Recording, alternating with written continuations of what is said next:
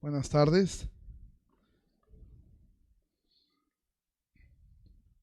Vamos, como decía el pastor Armando, sí, del otro hotel nos corrieron de una forma muy diplomática, pero gracias a Dios estamos acá y creo que está funcionando.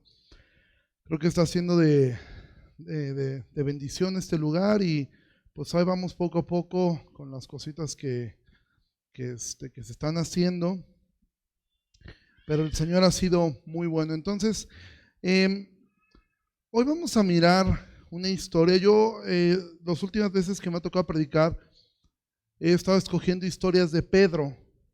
¿Por qué razón? Porque bueno, es lo que estamos estudiando. Entonces, siempre el contexto de que estamos ahí con el pastor Claudio viendo Primera de Pedro, pues siempre te ayuda mucho conocer quién era Pedro. Y gracias a Dios tenemos muchas referencias acerca de Pedro en la escritura.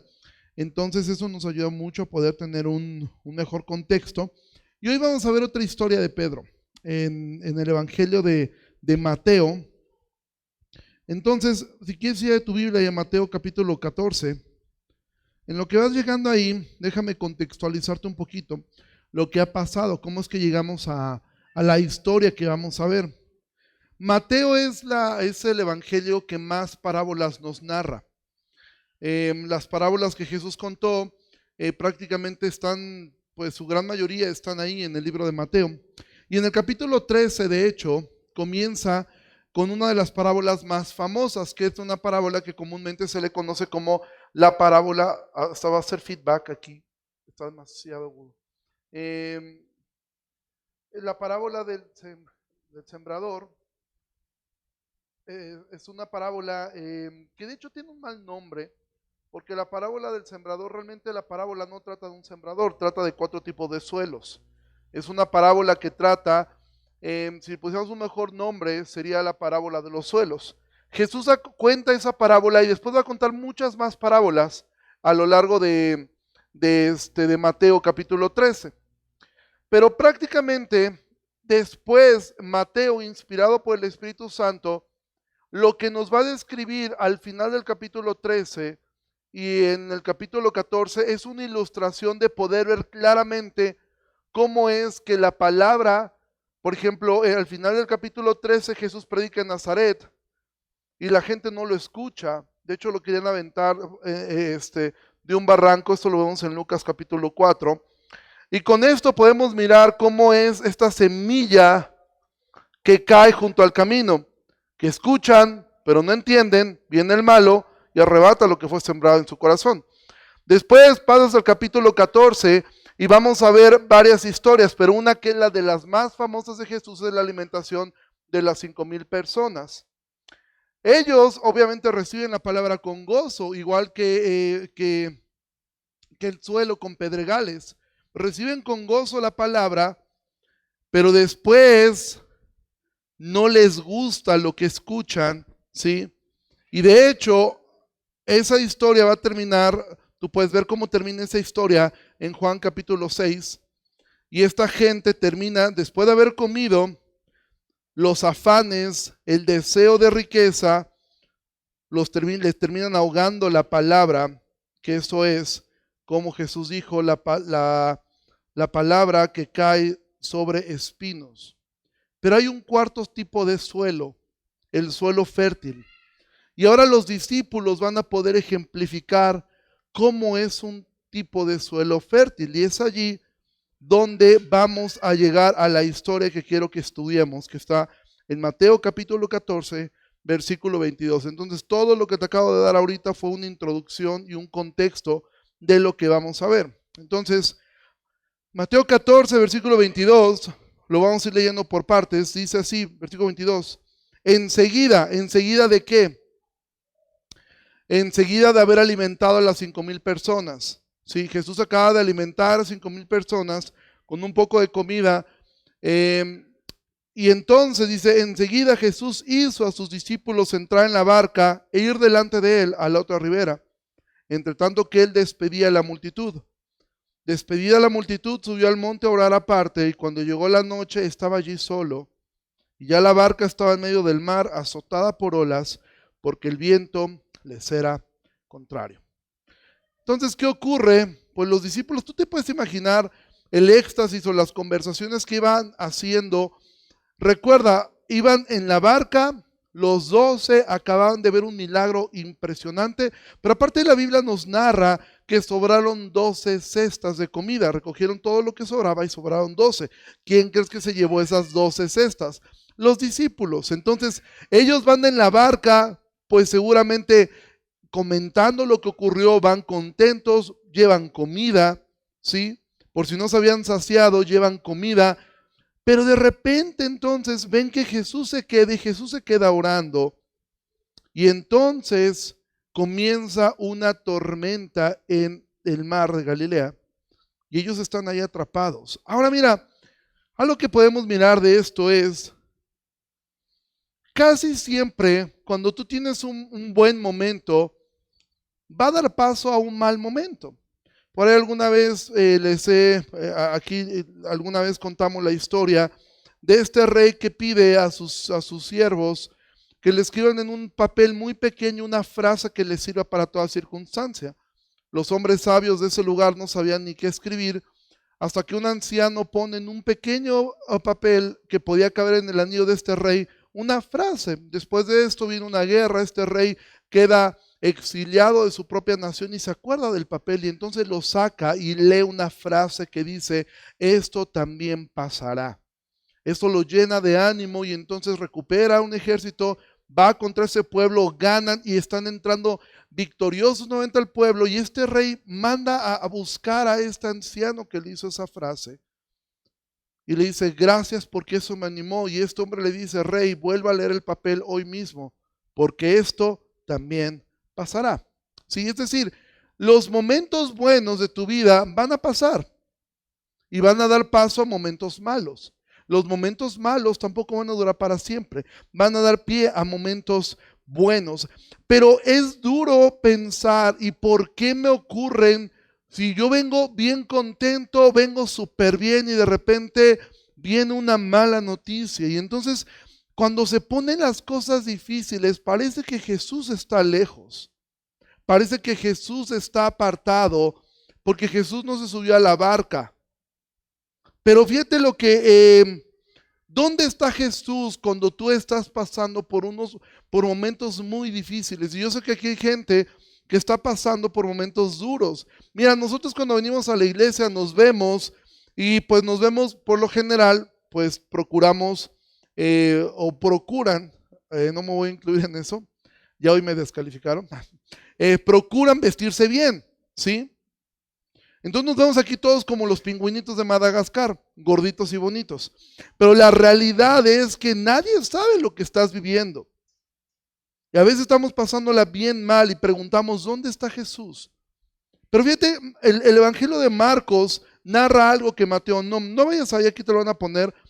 Fíjate lo que estaba ocurriendo, Marcos 6:48. Es la misma historia. Dice: y viéndoles remar Jesús con gran fatiga, porque el viento les era contrario, cerca de la cuarta vigilia de la noche, vino a ellos andando sobre el mar y quería adelantárseles. ¿Sabes qué dice la Biblia? Y viéndoles remar con fatiga, Jesús nunca los perdió de vista. Jesús sabía lo que estaba pasando. Jesús los estaba viendo a ellos remar con fatiga, desesperados. Recuerda, de estos 12, la mayoría de ellos era gente de mar, pero también había personas ahí como un recaudador de impuestos que en su vida a lo mejor había estado en medio de una tormenta en el mar, ¿sí? Seguramente estaba paniqueado. Si los otros 11 estaban paniqueados, imagínate los que no eran gente de mar. Pero ¿dónde está Jesús? ¿Dónde está Dios cuando a ti te está yendo mal? Dice la Biblia que Él está intercediendo por ti. Entonces, nunca dudes de Jesús. Nunca dudes de su cuidado. Nunca dudes, ¿y dónde está Él cuando me llegan estas malas noticias? ¿Por qué Dios no impidió que esto sucediera? ¿Por qué Dios no frenó esa mala decisión? ¿Por qué Dios no hizo eso? ¿Dónde está Dios cuando a ti te está yendo mal? Él está intercediendo por ti. Mira, mucha gente a veces se acerca con nosotros o con algunos otros hermanos y dicen: pastor, ¿podría orar por mí? Y claro que lo hacemos con todo gusto, pero entiende algo: tú tienes un intercesor en el cielo.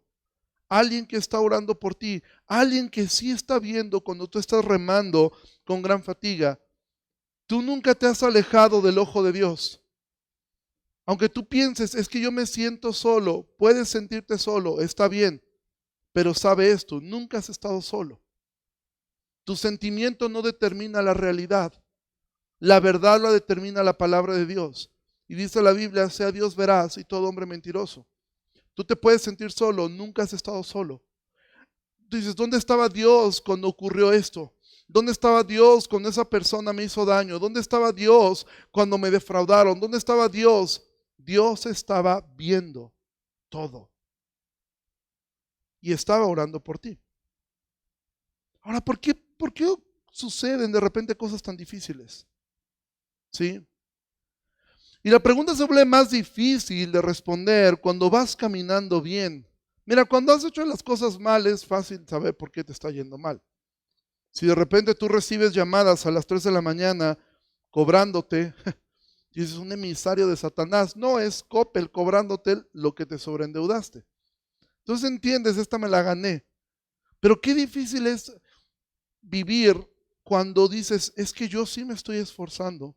Estoy buscando a Dios, estoy tratando de hacer las cosas correctas y de repente viene esto, o sea, vengo de un buen tiempo, acabo de ver la mano de Dios, veo cómo Dios bendijo a 5,000 personas y ahora me encuentro solo en una tormenta y Jesús no está aquí. Hay una historia donde Jesús también estuvo en la barca, ¿sí? Y ellos decían, ¿por qué no está Jesús aquí? Se levanta y simplemente calma la tempestad.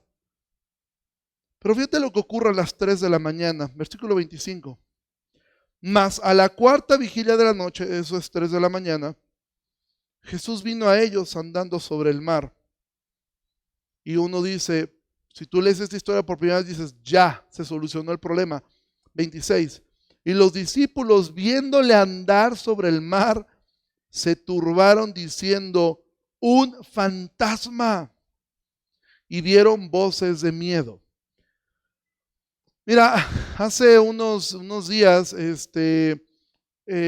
fui a trabajar y de regreso de Chachalacas nos venimos porque el GPS no lo entendí yo y quien venía tampoco me dijo por dónde irnos. Caso es de que nos venimos por la ruta más extraña. El Linder me decía, pero ¿cómo fue que se metieron por Actopan? Salimos por Actopan y ahí salimos a Jalapa. Había unas partes de la carretera con todas las luces, estaba súper oscuro. Pero realmente oscuro, con toda la luz, era algo que veníamos pues tranquilo, bueno, es que veníamos 3 personas en el coche, pero realmente te impone eso, pero por lo menos estaba solamente de noche. Bueno, agrégale a estar sin luz, agrégale una tormenta y agrégale que estás en medio del mar. Y de repente ves que alguien viene caminando. O sea, tú hubieras hecho lo mismo que estos hombres. O sea, es un fantasma. ¿Y ellos qué pensaron? Ya nos morimos. O sea, ya vienen por nosotros. Esto se acabó. Aquí quedamos. Jesús, quién sabe dónde está. Mira, Jesús muchas veces llega de una manera que tú no lo esperas. Es decir, de momento te sientes solo. Jesús está intercediendo por ti, pero de repente Jesús viene ya a ayudarte. Y uno dice, ok, y ¿sabes qué? Nosotros nos parecemos mucho a los judíos. Los judíos esperaban un Mesías que viniera a quitarles todos los problemas. Nosotros también. Esperamos que venga Jesús y haga 2 cosas y se acaben todos nuestros problemas. Pero de repente Jesús llega de formas que te espantan más que el problema donde estás. O sea, esta gente estaba asustada en la barca, pero decían, aquí estamos. Cuando vieron el fantasma, pensaron que era un fantasma, se aterrorizaron, dijeron, ya hasta aquí llegamos, se acabó esto. ¿Sí?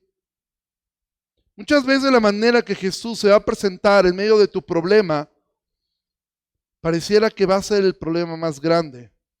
¿Por qué? Cuando estás en un problema y Jesús viene y te dice, ok, lo que tú necesitas es confesar tu pecado. Dices, no, hombre, si lo digo se va a poner peor. O sea, no me asustes, Jesús. Estás viendo cómo estoy. y si en medio de esta crisis ahora digo todas las cosas, se va a poner peor. Cuando Jesús viene y te dice, ok, se trata de perdonar, y tú dices, no, Jesús, no me digas eso. Eso me espanta más que el problema. Cuando Jesús viene, tú estás sufriendo en una relación amorosa, no hablo matrimonios, estoy hablando de una relación que no va conforme a la Escritura, y Jesús viene y te dice, tienes que renunciar a esa relación, porque esa relación está en yugo desigual, y tú dices, no, Jesús, no me ayudes tanto, prefiero estar sufriendo aquí, pero no me digas eso. Cuando Jesús viene y te dice, ok, voy a ayudarte, pero lo que tienes que hacer es ordenar tu vida. Si no estás casado, debes hacerlo. Si debes, debes pagar lo que debes a quien debes de la forma que debes. Cuando viene Jesús y te va a ayudar y te dice lo que tienes que hacer es renunciar a ese trabajo porque no te está permitiendo hacer lo más importante. ¿Qué es lo más importante? Proveer para tu familia. Pero no solamente en una parte económica, sino también lo que la Biblia enseña. Proveer, amar es cuidar y proveer. Tú tienes que proveer económicamente, claro que sí, pero también tienes que proveer de un ejemplo. Tienes que ser, como escuchamos hoy en la mañana, tú enseñar la palabra de Dios a tus hijos. Padres que están acá, ¿cuánto tiempo dedicas para enseñar la palabra de Dios? Entonces viene Jesús y te dice, ok, te voy a ayudar. Y dices, no, así no, ya me espanté más. O sea, creo que mejor me quedo aquí en la tormenta porque esto me está dando miedo. Cuando Jesús viene y te dice que tienes que tomar decisiones que te van a sacar de tu zona de confort. Y tú dices, no, prefiero mi problema. Porque esta vez Jesús se presenta y no calma la tempestad. No calma la tempestad, no calma el mar. ¿Sabes qué hace Jesús? Camina sobre él.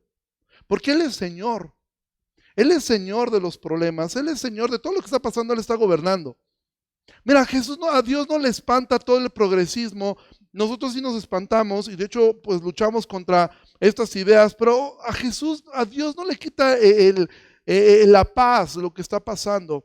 Él camina sobre la tormenta. Él podía en cualquier momento acabar con todo eso. Pero muchas veces Jesús prefiere caminar sobre el problema, caminar sobre la tempestad, pero nosotros siempre queremos que haga como en la historia, cuando están en la barca, Jesús está dormido, lo despiertan y Jesús simplemente enmudece todo y todo vuelve a la calma. Y esto es lo que quisiéramos que ocurriera siempre. Que Jesús se levantara y calmara todo el problema. Pero muchas veces Jesús no va a calmar la tempestad, va a caminar sobre ella. Anhelamos que Jesús se levante, calme las cosas. Pero muchas veces Jesús se va a presentar de una manera que nos da más miedo la solución que el problema. ¿Sí? Porque cuando Dios dice, ok, tienes que hacer esto. Jesús dijo, vengan a mí los que están cansados y trabajados, yo los haré descansar, pero tomen mi yugo porque mi yugo es fácil y ligera mi carga. Aprendan de mí que soy manso y humilde y entonces hallarán descanso para sus almas. Nosotros quisiéramos simplemente llegar y decirle, Jesús, aquí está mi problema, deténmelo, quítamelo y ya me voy.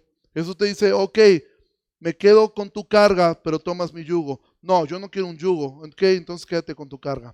Como lo he dicho anteriormente, Jesús no es maletero de absolutamente nadie. Entonces, a veces la solución que la Biblia nos provee, la solución que vemos, cuando tú vienes a lo mejor a consejería y dices, es que estoy pasando por esto, mis hijos están así, tal, y el consejo, ¿sabes qué? Tienes que buscar otro trabajo. No, no. O sea, yo no vine a esto, ya me espanté más. Y te estoy diciendo cómo estamos. Bueno, es que eso es lo que deberías hacer. Viene una pareja, está sufriendo porque están entrando en una relación tóxica. ¿Qué es lo que hay que hacer? Terminar esa relación. Y es difícil, sí es difícil. ¿Sí? Dices, no me gusta la solución. Es que, ¿sabes qué? Tenemos estas situaciones, es que tienes que ordenar tu vida. Tienes que casarte, estás viviendo en unión libre. La unión libre es pecaminosa. ¿Sí? Jesús lo dijo. Entonces, ¿dónde Jesús dijo que la unión libre es un pecado. Jesús, cuando se encuentra con la mujer en Samaria, le dice, 5 maridos has tenido. Dice, Jesús reconoce 5 matrimonios, pero el que ahora tienes no es tu marido. Es decir, Jesús no aprobaba la sexta relación como un matrimonio. Es decir, la unión libre es un pecado. Es vivir. Pero tú dices, quiero que Dios me ayude, pero no, esa no es la solución. Ya me espantó más la solución. Ya me asustó más que el problema en el que estoy. Sin embargo, seguimos la lectura y Jesús dice, 27, pero enseguida Jesús, ¿enseguida de qué? Enseguida que los vio paniqueados. Les habló diciendo, tengan ánimo, soy yo, no teman. Entonces le respondió Pedro y dijo, Señor, si eres tú, manda que yo vaya a ti sobre las aguas. Y él dijo, ven. Y descendiendo Pedro de la barca, andaba sobre las aguas para ir a Jesús. Mira, ve las palabras de Jesús, tengan ánimo. ¿A ti te han dicho eso alguna vez? Cuando estás todo desanimado. ¿Y qué tal se siente? Que te dicen, ánimo. Dices, ay, no lo había pensado, fíjate. Y qué bueno que me dices ánimo, porque no lo había pensado. Tengo que animarme, ¿va? A mí en lo personal me choca que me digan eso. Cuando estás pasando, estoy triste, estoy ánimo. O sea, pues ¿eso qué? O échale ganas. ¿Qué son las ganas? ¿Y dónde se echan? Sí, para juntar mis ganas y echarlas ahí, o sea. Pero, ¿sabes? O sea, cuando nosotros le decimos a una persona, ánimo, vas a ver, todo va a salir bien. O sea, realmente esto no ayuda en nada, pero Jesús fue lo que les dijo. Pero hay una gran diferencia cuando Jesús te lo dice. Tengan ánimo, yo soy. Yo creo que cuando estos hombres escucharon, mira, en una ocasión Jesús dijo, yo soy, y se cayó un ejército entero. Cada que Jesús decía estas palabras, yo soy, algo sucede. En el libro de Juan nos narra 7 veces que Jesús dijo, yo soy el buen pastor, yo soy la vida, etc.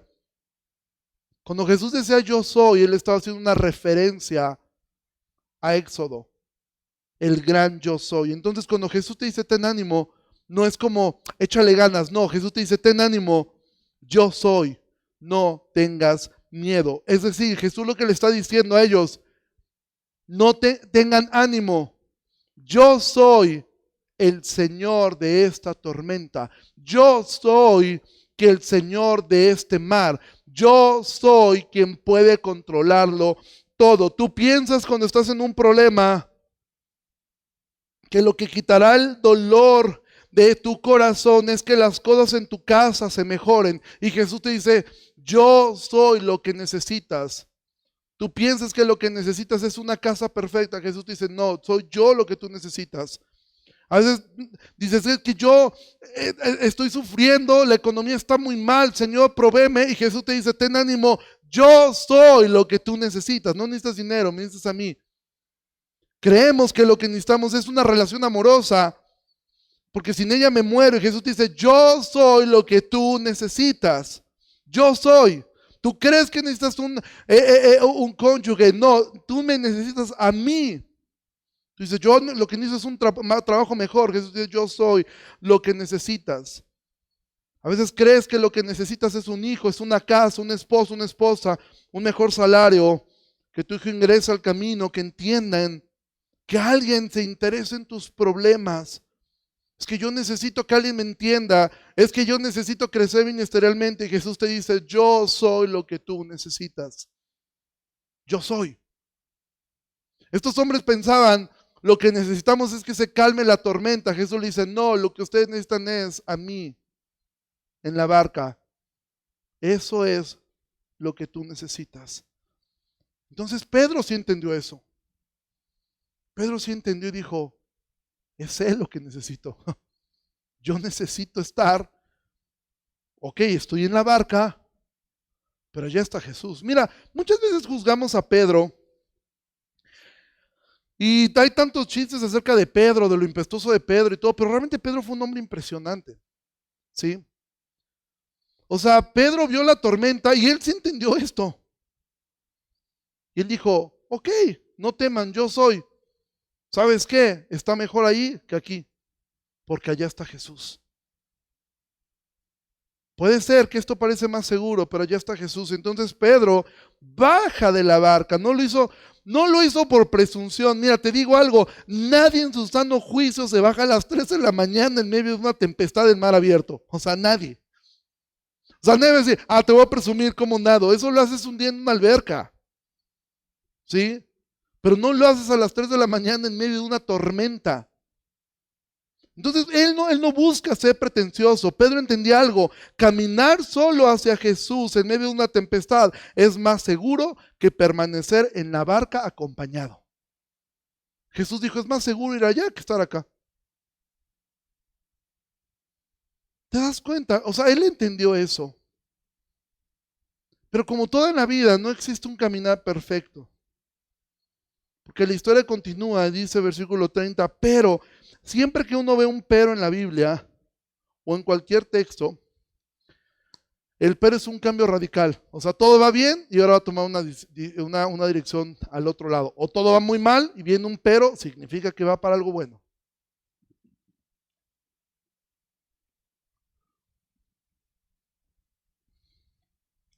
Pero al ver el fuerte viento, ¿qué ocurre?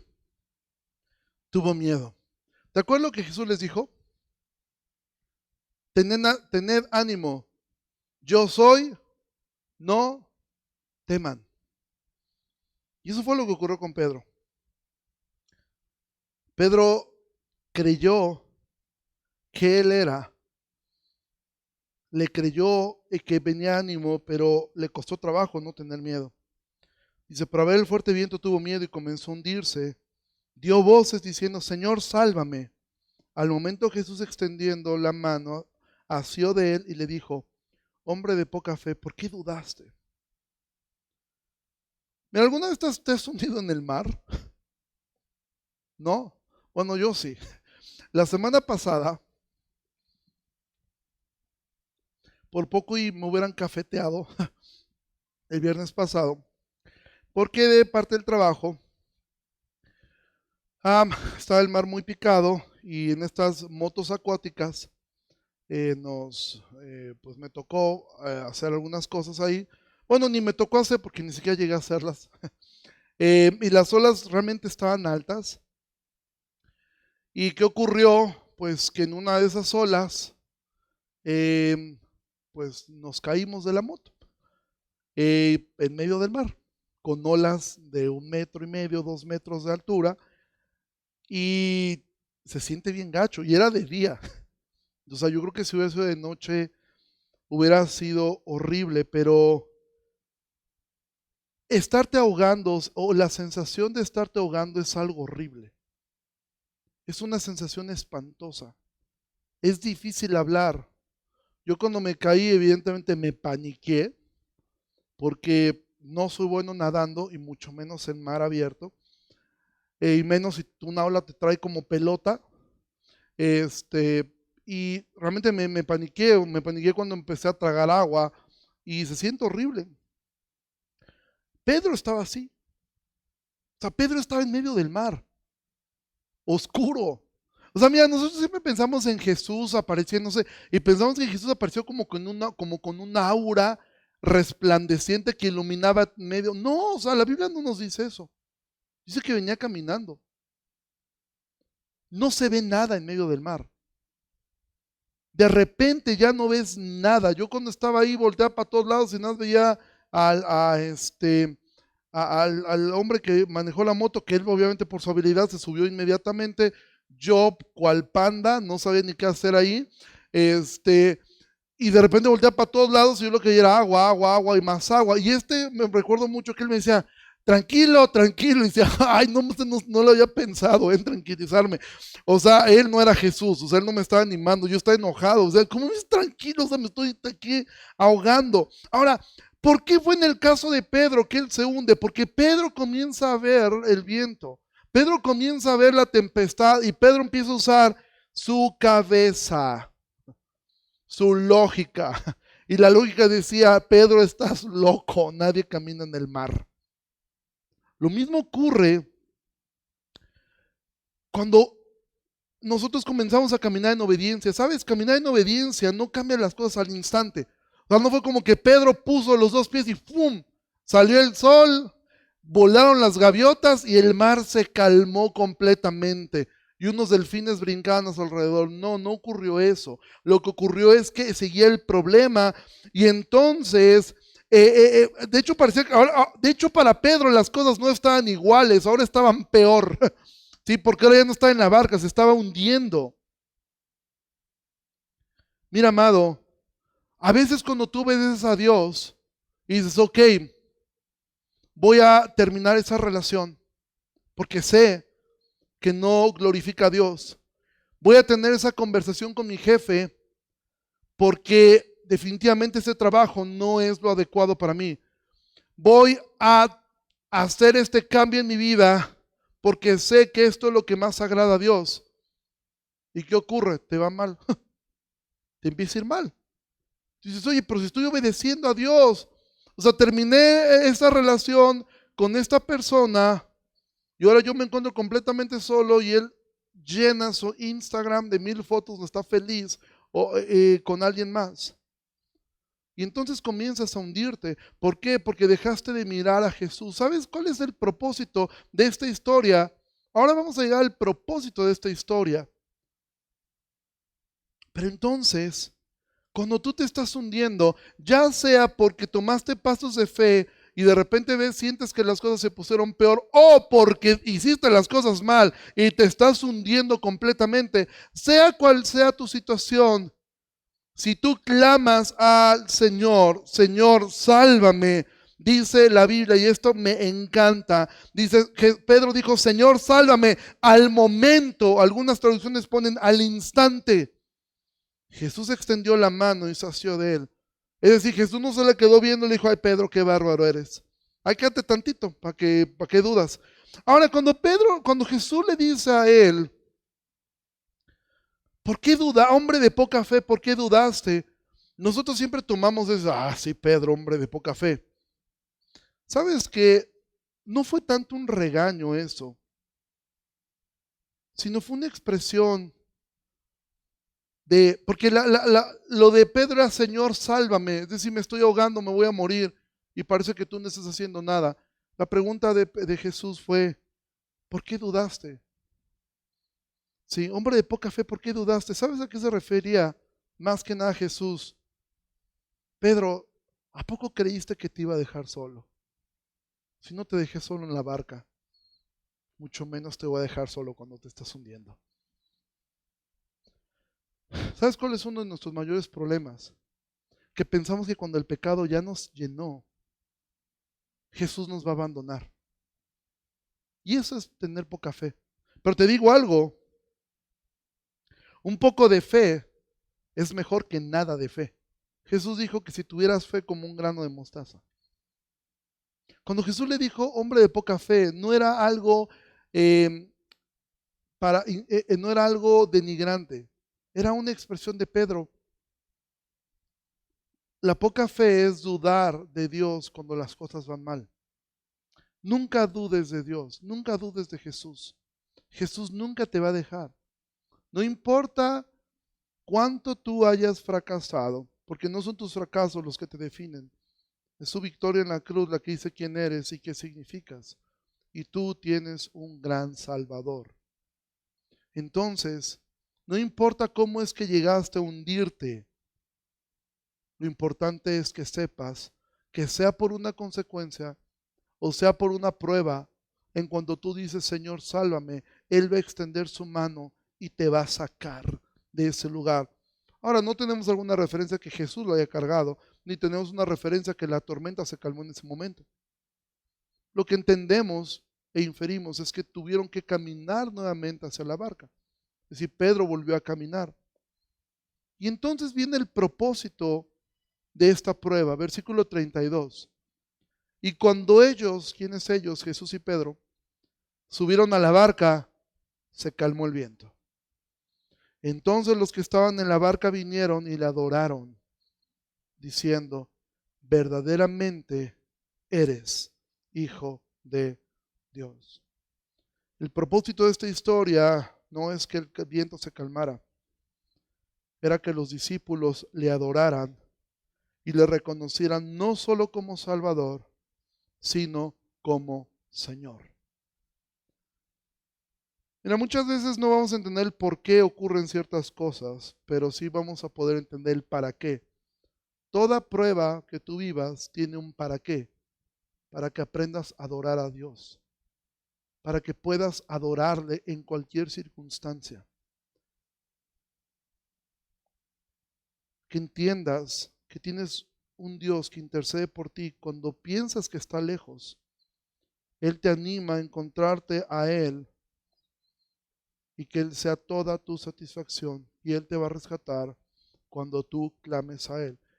El propósito de esta historia no es ni denigrar a Pedro porque tuvo miedo, ni exaltar a Pedro porque tuvo fe, ni decir, wow, que Jesús caminó en el mar. No, el propósito de esta historia es llevar a la adoración y al reconocimiento de que tienes un gran Salvador, pero que también es tu Señor.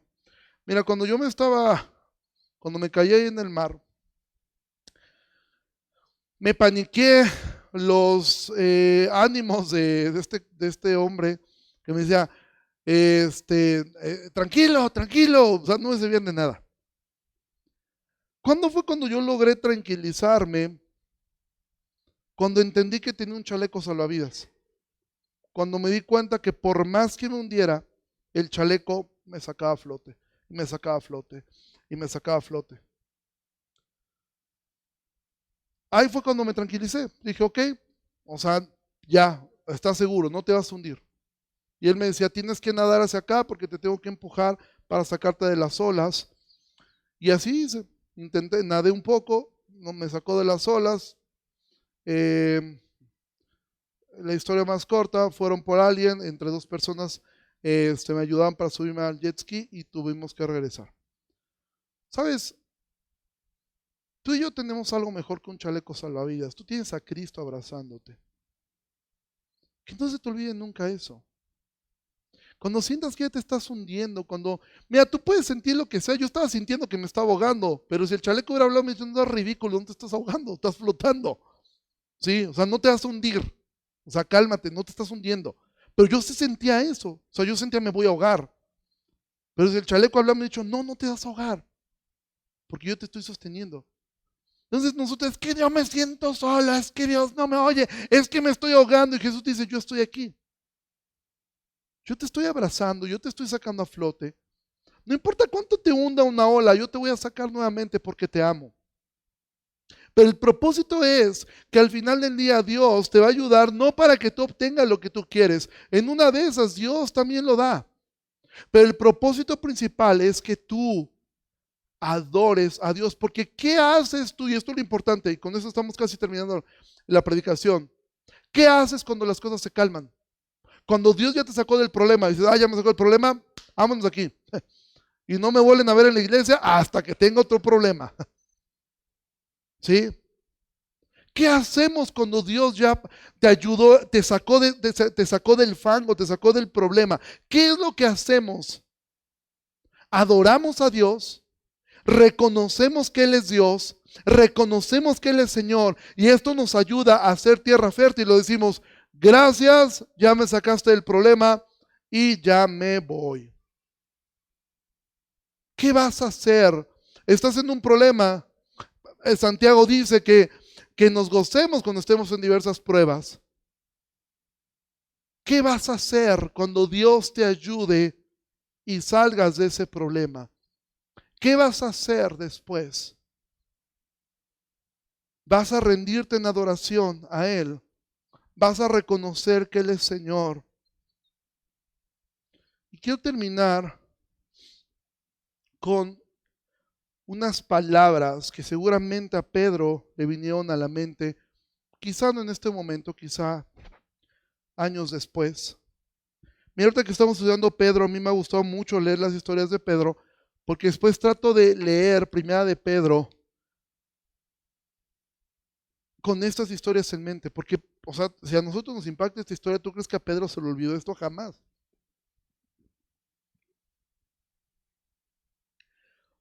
Pero hubo un profeta llamado Habacuc. No te voy a pedir que vayas allá, simplemente que lo van a poner acá. Habacuc, capítulo 3, versículo 13. El libro de Habacuc es un libro donde hay un profeta que se está lamentando porque pues vienen a destruir prácticamente Israel y él lo sabe. Y al final él va a escribir estas palabras. Versículo 13. Saliste para socorrer a tu pueblo, para socorrer a tu ungido. Traspasaste la cabeza de la casa del impío, descubriendo el cimiento hasta la roca.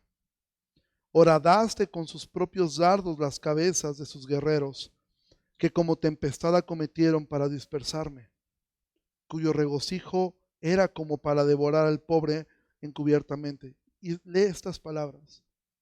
Caminaste en el mar con tus caballos, sobre la mole de las grandes aguas. Seguramente Pedro recordaría estas palabras después.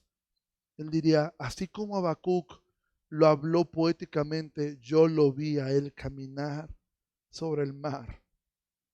Oí y se conmovieron mis entrañas, a la voz temblaron mis labios, pudrición entró en mis huesos y dentro de mí me estremecí.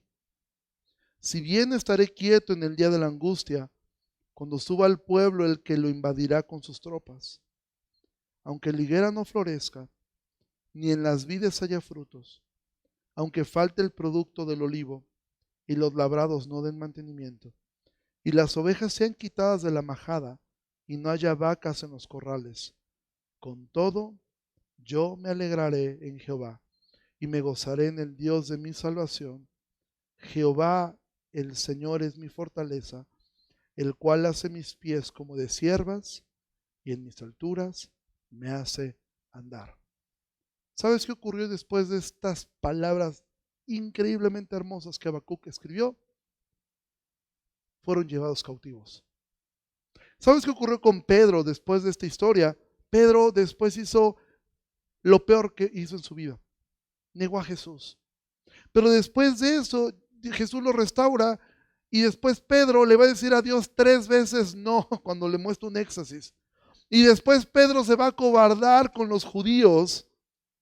Pero ¿sabes por qué Pedro, aún después de que negó a Jesús, después que cometió tantas imprudencias, después que el apóstol Pablo le dijo que era de condenar? Yo creo que si a mí el apóstol Pablo me dice que lo que estoy haciendo es de condenar, yo en ese momento me doy por incrédulo. O sea, que Pablo te dijera algo así, ¿sabes lo que significa de condenar? Que era digno de irse al infierno.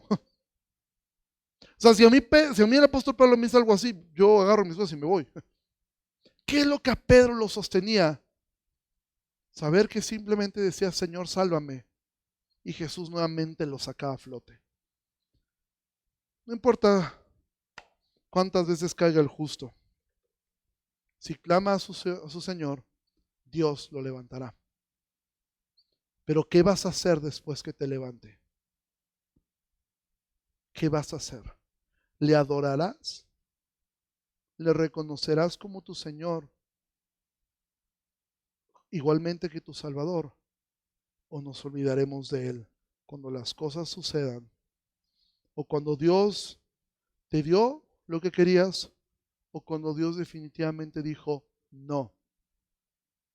¿Qué es lo que haremos, hermanos? Y esta es la pregunta que yo quiero que lleves en tu corazón y en tu mente. Pero que sepas siempre, cada que te hundes, tú clamas al Señor y el Señor te va a sacar y te va a hacer volver a caminar para llevarte a esa barca donde Él está.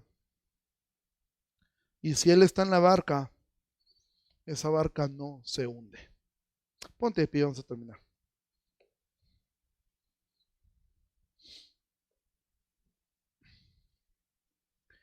Padre, te agradecemos mucho por esta tarde. Gracias porque podemos estar confiados en que tú estás en la barca. Y que cuando sentimos que no estás y vemos que las cosas se empiezan a complicar en la vida, en la familia, en el trabajo, en la salud, en la economía y de repente te sentimos tan lejos. Ayúdanos a recordar que de la misma forma como tú veías cómo ellos iban sufriendo en la barca, de la misma forma tú estás mirándonos a nosotros, pero estás intercediendo. Qué hermoso intercesor tenemos. Saber que tú estás intercediendo por nosotros delante del Padre. Saber que tú estás orando por nosotros. Y algo que nos da paz es saber que no existe ninguna oración que tú hayas hecho y que el Padre no la haya respondido. En la cruz tú dijiste, perdónalos porque no saben lo que hacen. A los pocos, a las pocas horas, el mismo soldado que te atravesó dijo, verdaderamente este era el Hijo de Dios. El hombre que dirigió tu crucifixión volvió a Dios. ¿Por qué? Porque tú oraste por él. Así de poderosa es tu intercesión. Así de poderosa es tu oración por nosotros. Ayúdanos a recordar eso cuando sintamos que estamos solos. Y sobre todo ayúdanos a no ser ingratos y a no ser como los 10 leprosos, como los 9 que nunca regresaron. Ayúdanos, Señor, a mantenernos fieles, siempre mirando a Jesús, el autor y el consumador de nuestra fe. En tu nombre precioso oramos. Amén. Iglesia, Dios les bendiga mucho, que pasen un excelente domingo. Si el Señor lo permite, nos veremos dentro de 8 días. Gracias, excelente tarde.